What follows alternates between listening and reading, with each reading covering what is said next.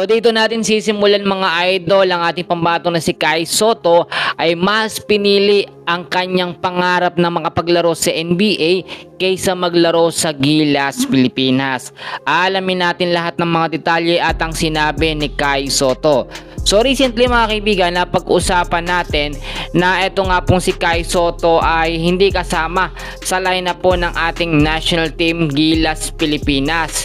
Pero magandang balita naman dahil si QMB, ang isa pa nating big man, ay kumpirmado ng makakapaglaro sa second window ng FIBA Asia Qualifiers matapos sumabigyan ng short contract ng SBP. Well, naihabol pa no, na dapat hindi na kasi hindi binigyan ng kontrata ng SBB pero nagawa ng paraan no. Nahilot pa mga kaibigan. Iwas din sa bashing etong SBB. Kaya talagang binigyan nila ng kontrata etong si QMB.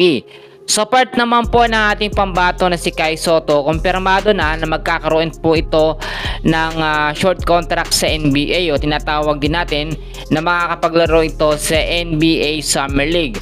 Wala pang kumpirmadong kupunan kung saan po ito maglaro si Kai Sotto pero siya ay mabibigyan na ng short contract sa NBA no. Ilang araw lang to mga kaibigan. Pero alam nyo, ito kasi yung susi ni Kai Sotto para patupad ang pangarap ng mga Pilipino basketball fans, sa mga fans niya, no? Nang magkaroon tayo ng first pure-blooded Pilipino na makakapaglaro sa NBA. So, ang tanong ng mga fans ni Kai Sotto at ng iba pang mga fans, bakit po pinili ni Kai Sotto na maglaro po, no? Dito sa NBA kaysa sa kanyang pangarap po no na mapasama sa Gilas, Pilipinas.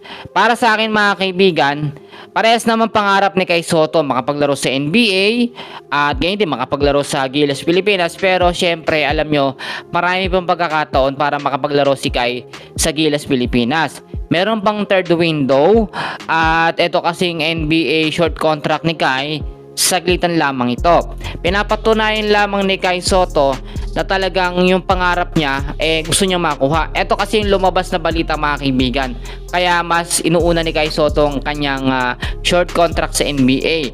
Pinalabas kasi ng SBP at ni Coach Timcon na hindi talaga gusto ni Kai Sotto maglaro sa Gilas, Pilipinas at pinipigilan no ng Koshigaya Alphas si Kai na makapaglaro sa Gilas. Pero taliwas yan sa binigay po na pahayag ng Koshigaya Alphas at kanilang sinabi na hindi naman nila pinipigilan si Kai na maglaro sa ating Gilas, Pilipinas, sa ating national team. Bagkos yun planado lahat ng SBP.